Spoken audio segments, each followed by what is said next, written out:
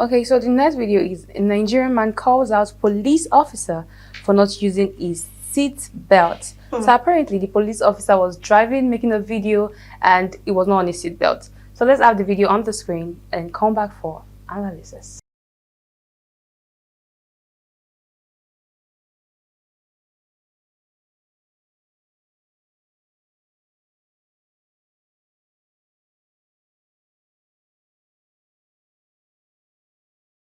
Okay, welcome back. It's still the boss. So watching that video, we all see the police officer making a video, not on his seatbelt, and he was driving.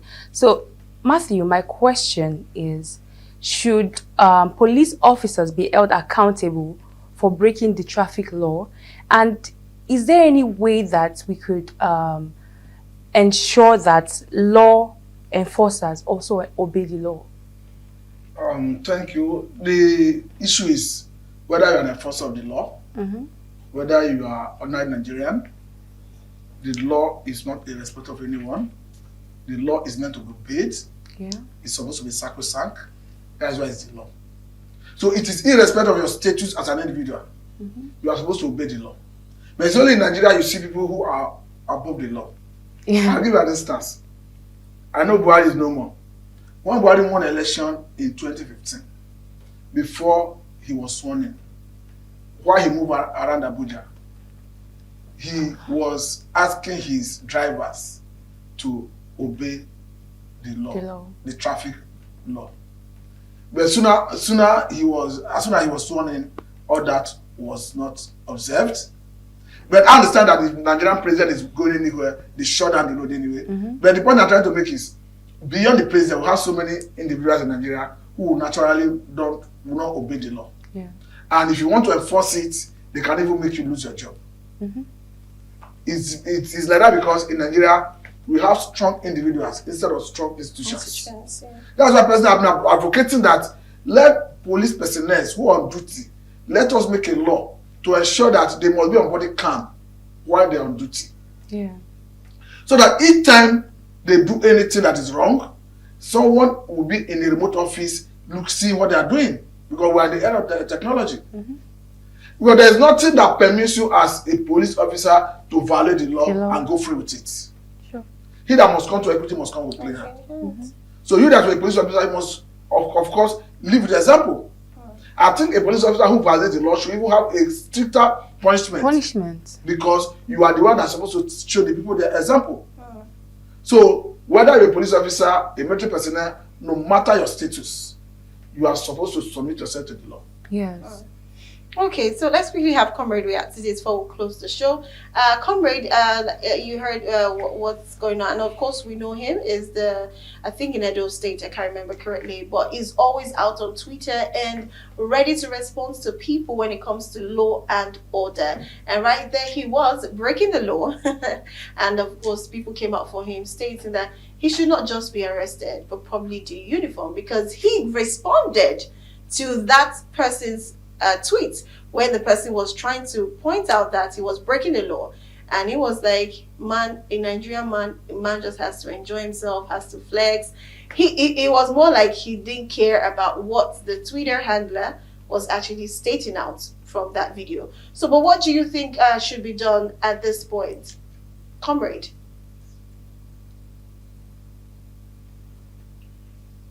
Okay, I think Comrade is probably offline. Okay, let me direct the question to you, Sarah. Just a minute or two. What do you think should be done? Though you've answered the question, but I'm looking at it from another angle. It's simple. Yeah. He's a police personnel. You know, normally you don't take the police officer to the regular court because the police as an institution will see it as an embarrassment.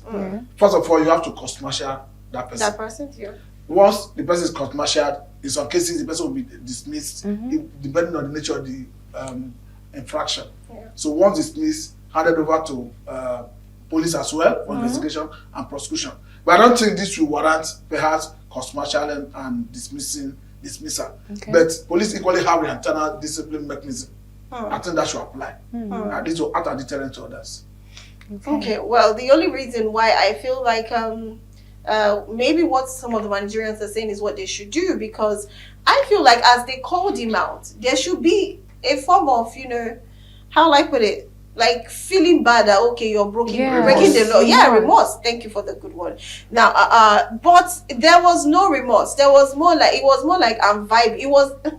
That is why he should face police internal disciplinary procedure. Okay. So whatever comes out of it, he should serve it. Okay. In some cases, you will see that some police personnel are demoted to punish them for their offense. In some cases, they are dismissed and prosecuted. So it depends on the weight of what they have done. The Police Act that talks about that, I may not have the in-depth knowledge about it, but I know that there is internal mechanism through which he can be disciplined. Okay, so before we go, let's pick a call and we end the show. Hello, good afternoon.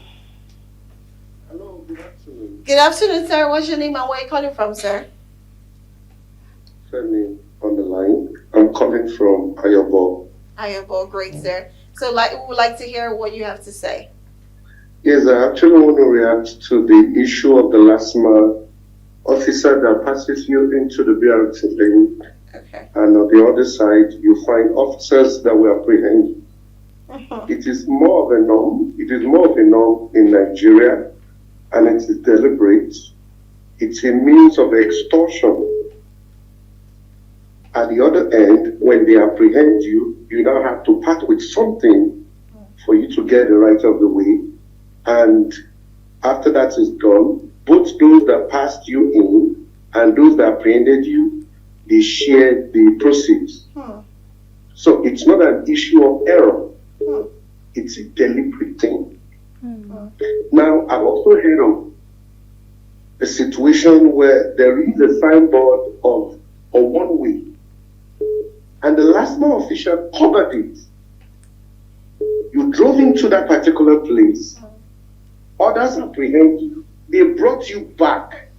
They have now removed the initial covering to tell, and they were blaming you that you were the one that did not see it. But indeed, they deliberately covered it, and motorists went in.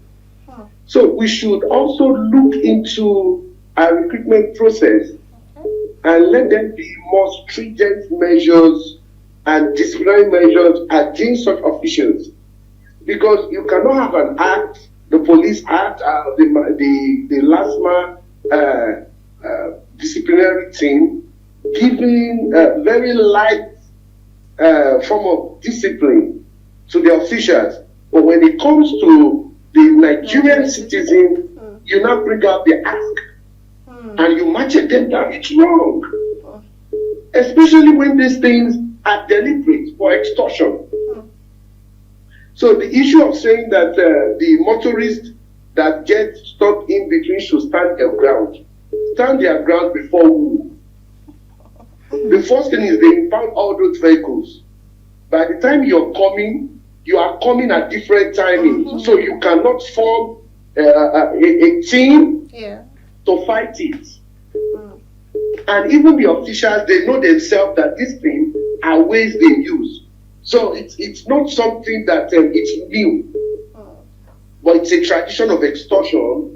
Nigeria extorting Nigerians. Thank you very much, sir. Thank you for that one. Lovely input. Thank you, Mr. Femi. Okay, let's speak another call. Hello, good afternoon. Good afternoon, sir. Good afternoon, how are you? I'm fine, sir. What's your name and where are you calling from, sir? Hassan is my name. I'm calling from Ogun State. Ogun State. Okay, sir. Yes, sir. Please go on. We're listening. I want to ask that Congress I was talking about. Does he understand what is meant by obey before complain? Okay. That's my question to him. That's your question. Okay, yes. Yes, he's going to respond now. Thank you very much. Okay. By the time you are saying obey before complain, we saw a video the other day where a particular Nigerian, as soon as they contravened him, he started making video of the situation. The next thing the policeman will say is, make sure you put a good headline. Because he knew he was on camera. Yeah. What I'm saying is, if what he's saying is obey before complain, but now they already lured them. Let me assume they were lured. And they found themselves in that trap. My initial position is that both you that obeyed wrong directive that you should violate the law. And the person who directed you to violate the law, I said they are both wrong. That you should put mechanisms in place to punish both the last official and the man who took directive to violate the law. That was my initial position. Okay. So that he will be properly guided in his All right. Well.